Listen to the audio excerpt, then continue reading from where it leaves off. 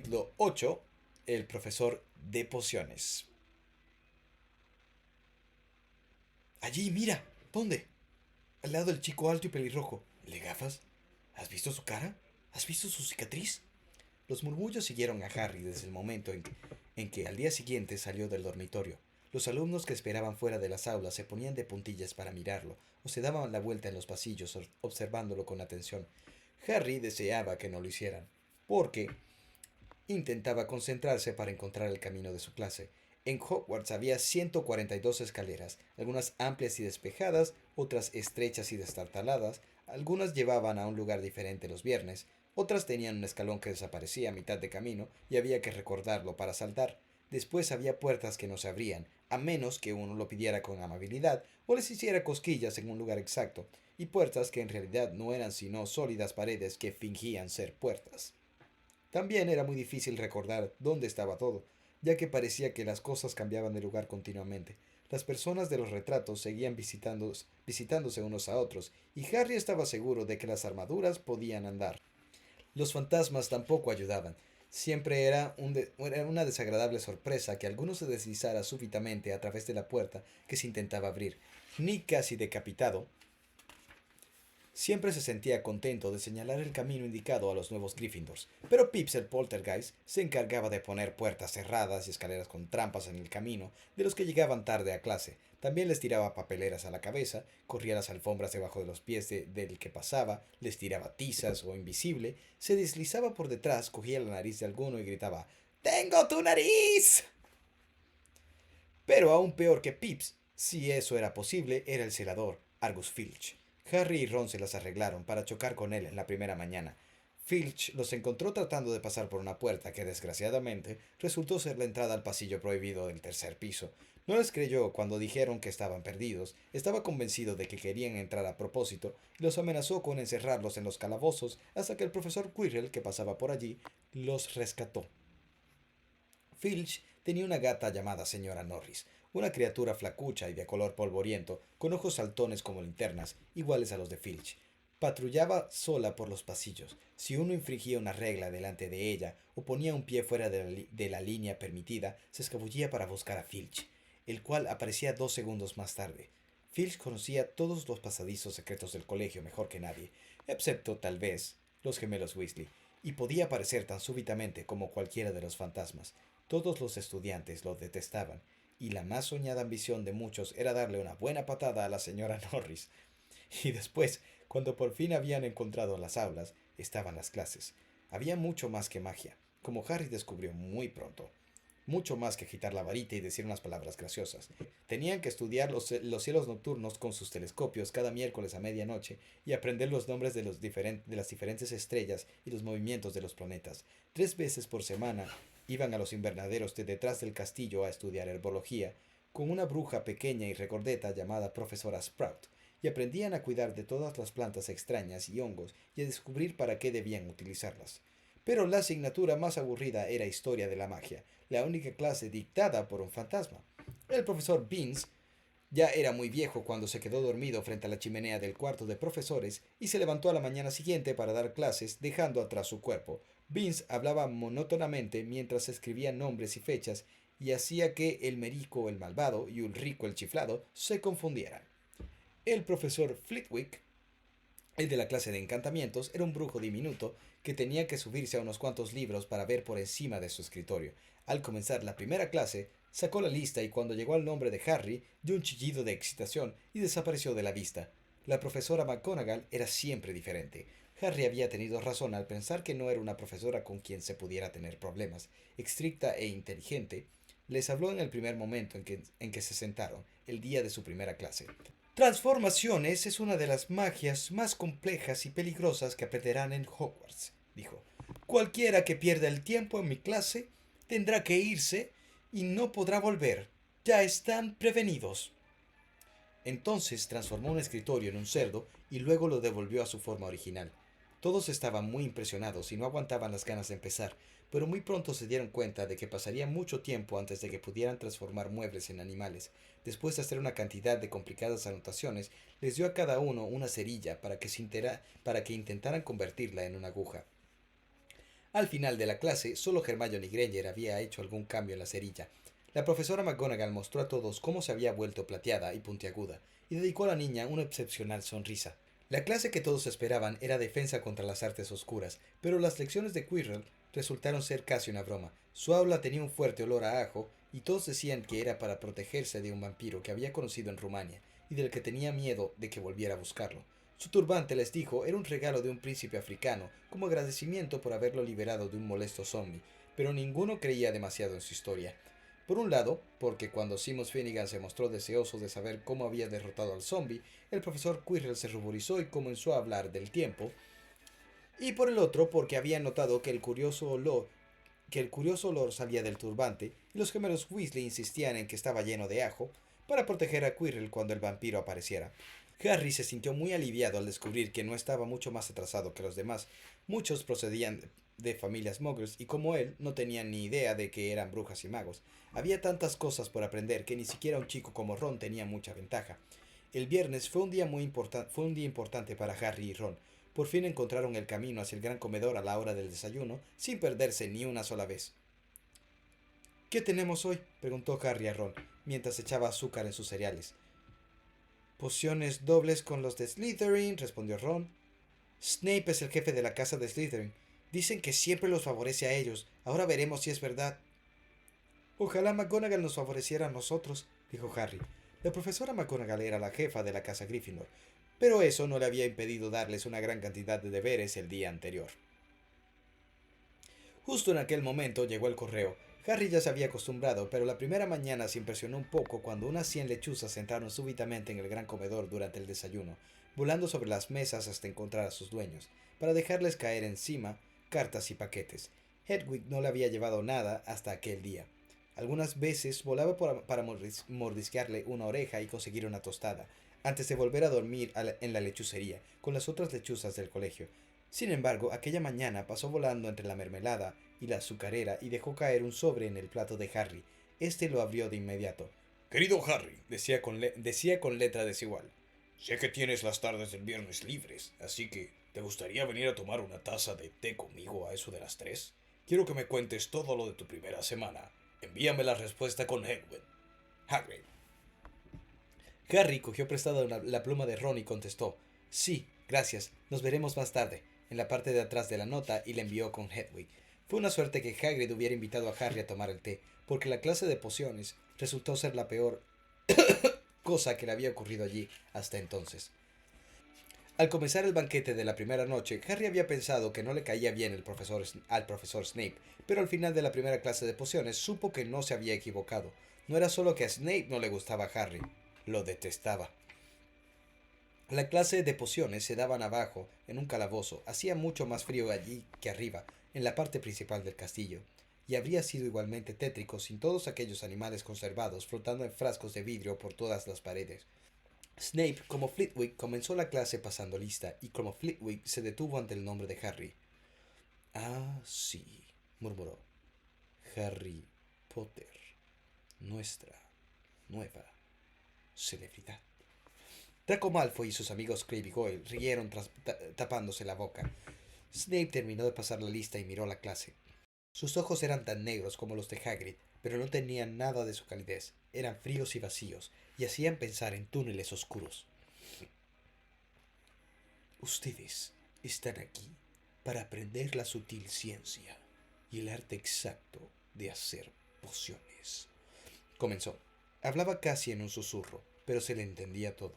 Como la profesora McGonagall, Snape tenía el don de mantener la clase en silencio, sin ningún esfuerzo.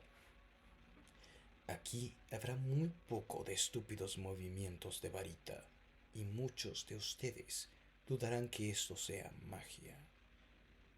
No espero que lleguen a entender la belleza de un caldero hirviendo suavemente, con sus vapores relucientes, el delicado poder de los líquidos que se deslizan a través de las venas humanas, hechizando la mente, engañando los sentidos. Puedo enseñarles cómo embotellar la fama, preparar la gloria, hasta detener la muerte. si son algo más que los alcornoques a los que habitualmente tengo que enseñar. Más silencio siguió a aquel pequeño discurso. Harry y Ron intercambiaron miradas con las cejas levantadas. Hermione Granger estaba sentada en el borde de la silla y parecía desesperada para empezar a demostrar que ella no era un alcornoque. Potter, dijo de pronto Snape, ¿qué obtendré si añado polvo de raíces de asfódelo a una infusión de ajenjo? ¿Raíz en polvo de qué a una infusión de qué? Harry miró de reojo a Ron, que parecía tan desconcertado como él. La mano de Hermione se agitaba en el aire. No lo sé, señor, contestó Harry. Los labios de Snape se curvaron en un gesto burlón. Ah, es evidente que la fama no lo es todo. No hizo caso de la mano de Hermione. Vamos a intentarlo de nuevo, Potter. ¿Dónde buscarías si te digo que me encuentres un besoar? Hermione agitaba la mano tan alta en el aire que no necesitaba levantarse del asiento para que la vieran, pero Harry no tenía la menor idea de lo que era un besoar. Trató de no mirar a Malfoy y a sus amigos, que se desternillaban de risa. No lo sé, señor. Parece que no has abierto ni un libro antes de venir. ¿No es así, Potter? Harry se obligó a seguir mirando directamente a aquellos ojos fríos. Sí había mirado sus libros en casa de los Dursley, pero ¿cómo esperaba Snape que se acordara de todo lo que había en 1000 hierbas mágicas y hongos? Snape seguía haciendo caso omiso de la mano temblorosa de Hermione. ¿Cuál es la diferencia, Potter, entre acónito y luparia? Ante eso, Hermione se puso de pie con el brazo extendido hacia el techo de la mazmorra. No lo sé, dijo Harry con calma. Pero creo que Hermione lo sabe. ¿Por qué no se lo pregunta a ella? Unos pocos rieron. Harry captó la mirada de Simus, que le guiñó un ojo. Snape, sin embargo, no estaba complacido. Siéntate, gritó a Hermione.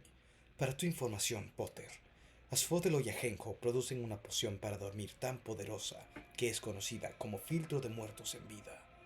Un besoar es una piedra sacada del estómago de una cabra y sirve para salvarte de la mayor parte de los venenos. En lo que se refiere a acónito y luparia, es la misma planta. Bueno, ¿por qué no le están apuntando todo? Se produjo un súbito movimiento de plumas y pergaminos por encima del ruido. Snape dijo, y se les restará un punto a la casa de Gryffindor por tu descaro, Potter. Las cosas no mejoraron para los Gryffindors a medida que continuaba la clase de pociones. Snape los puso en parejas para que mezclaran una poción sencilla para curar forúnculos. Se paseó con su larga cabellera negra, observando cómo pesaban ortiga seca y aplastaban colmillos de serpiente, criticando a todo el mundo salvo a Malfoy, que parecía gustarle. En el preciso momento en que les estaba diciendo a todos que miraran la perfección con que Malfoy había cocinado a fuego lento los pedazos de cuernos, multitud de nubes de un ácido humo verde y un fuerte silbido llenaron la mazmorra. De alguna forma, Neville se las había ingeniado para convertir el caldero de Simus en un engrudo hirviente que se derramaba sobre el suelo, quemando y haciendo agujeros en los zapatos de los alumnos. En segundos, toda la clase estaba subida a sus taburetes, mientras que Neville, que se había empapado en la poción al volcarse sobre él el caldero, gemía de dolor por sus brazos y piernas. Gemía de dolor por sus brazos y piernas aparecían pústulas rojas. Chico idiota, dijo Snape con enfado, haciendo desaparecer la poción con un movimiento de su varita. Supongo que añadiste las púas de erizo antes de sacar el caldero del fuego, ¿no? Neville lloriqueaba mientras las pústulas comenzaban a aparecer en su nariz. Llévelo a la enfermería, ordenó Snape a Simus. Luego se acercó a Harry y Ron, que habían estado trabajando cerca de Neville. Tú, Harry Potter, ¿por qué no le dijiste que no pusiera las púas? Pensaste que si se equivocabas quedarías bien, ¿no es cierto? Ese es otro punto que pierdes para Gryffindor. Aquello era tan injusto que Harry abrió la boca para discutir, pero Ron le dio una patada por debajo del caldero. No lo provoques, murmuró. He oído decir que Snape puede ser muy desagradable. Una hora más tarde, cuando subían por la escalera para salir de las mazmorras, la mente de Harry era un torbellino y su ánimo estaba por los suelos. Había perdido 2 puntos para Gryffindor en su primera semana. ¿Por qué Snape lo odiaba tanto? ¡Anímate!, dijo Ron. Snape siempre le quitaba puntos a Fred y George. ¿Puedo ir a ver a Hagrid contigo? Salieron del castillo 5 minutos antes de las 3 y cruzaron los terrenos que los rodeaban. Hagrid vivía en una pequeña casa de madera en el borde del bosque prohibido. Una ballesta y un par de botas de goma estaban al lado de la puerta delantera. Cuando Harry llamó a la puerta, oyeron unos frenéticos rasguños y varios ladridos. Luego se oyó la voz de Hagrid diciendo: ¡Atrás, Fang! ¡Atrás! La gran cara peluda de Hagrid apareció al abrirse la puerta. ¡Entren!, dijo. ¡Atrás, Fang! Los dejó entrar tirando del collar de un imponente perro negro. Había una sola estancia. Del techo colgaban jamones y faisanes. Una cazuela de cobre hervía en el fuego y en un rincón había una cama enorme con una manta hecha de remiendos. «Están en su casa», dijo Hagrid, soltando a Fang, que se lanzó contra Ron y comenzó a lamerle las orejas. Como Hagrid, Fang era evidentemente mucho menos feroz de lo que parecía. «Este es Ron», dijo Harry a Hagrid, que estaba volcando el agua hirviendo en una gran tetera y sirviendo pedazos de pastel. «Otro Weasley, ¿verdad?», dijo Hagrid, mirando de reojo las pecas de Ron. «Me he pasado la mitad de mi vida ahuyentando a tus hermanos gemelos del bosque». El pastel casi le rompió los dientes, pero Harry y Ron fingieron que les gustaba, mientras le contaban a Hagrid todo lo referente a sus primeras clases. Fan tenía la cabeza apoyada sobre la rodilla de Harry y babeaba sobre su túnica. Harry y Ron se quedaron fascinados al oír que Hagrid llamaba a Filch ese viejo bobo. Y en lo que se refiere a esa gata, la señora Norris, me gustaría presentársela un día a Fan. ¿Saben que cada vez que voy al colegio me sigue todo el tiempo? No me puedo librar de ella. Filch la envía a hacerlo. Harry le contó a Hagrid lo de la clase de Snape. Hagrid, como Ron, le dijo a Harry que no se preocupara, que a Snape no le gustaba a ninguno de sus alumnos. Pero realmente parece que me odia. Tonterías, dijo Hagrid. ¿Por qué iba a hacerlo? Sin embargo, Harry no podía dejar de pensar en que Hagrid había mirado hacia otro lado cuando dijo aquello. ¿Y cómo está tu hermano Charlie?, preguntó Hagrid a Ron. Me gustaba mucho, era muy bueno con los animales. Harry se preguntó si Hagrid no estaba cambiando de tema a propósito. Mientras Ron le hablaba a Hagrid del trabajo de Charles con los dragones, Harry miró el recorte del periódico que estaba sobre la mesa. Era de El Profeta. Reciente asalto en Gringotts. Continúan las investigaciones del asalto que tuvo lugar en Gringotts el 31 de julio. Se cree que se debe al trabajo de oscuros magos y brujas desconocidos. Los duendes de Gringotts insisten en que no se han llevado nada. La cámara que se registró había sido vaciada aquel mismo día. Pero no vamos a decirles que había allí, así que mantengan las narices fuera de esto si saben lo que les conviene, declaró esta tarde un duende portavoz de Gringotts. Harry recordó que Ron le había contado en el tren que alguien había tratado de robar en Gringotts, pero su amigo no había mencionado la fecha. Hagrid, dijo Harry, ese robo en Gringotts sucedió el día de mi cumpleaños. Pudo haber sucedido mientras estábamos allí. Aquella vez no tuvo dudas. Hagrid decididamente evitó su mirada. Gruñó y le ofreció más pastel. Harry volvió a leer la nota. La cámara que se registró había sido vaciada aquel mismo día. Hagrid había vaciado la cámara 713, si puede llamarse vaciarla, sacar un paquetito arrugado. ¿Sería eso lo que estaban buscando los ladrones? Mientras Harry y Ron regresaban al castillo para cenar con los bolsillos llenos del pétreo pastel que fueron demasiado amables para rechazar, Harry pensaba que ninguna de las clases le había hecho reflexionar tanto como aquella merienda con Hagrid. ¿Hagrid había sacado el paquete justo a tiempo? ¿Dónde podía estar? ¿Sabría algo sobre Snape que no quería decirle?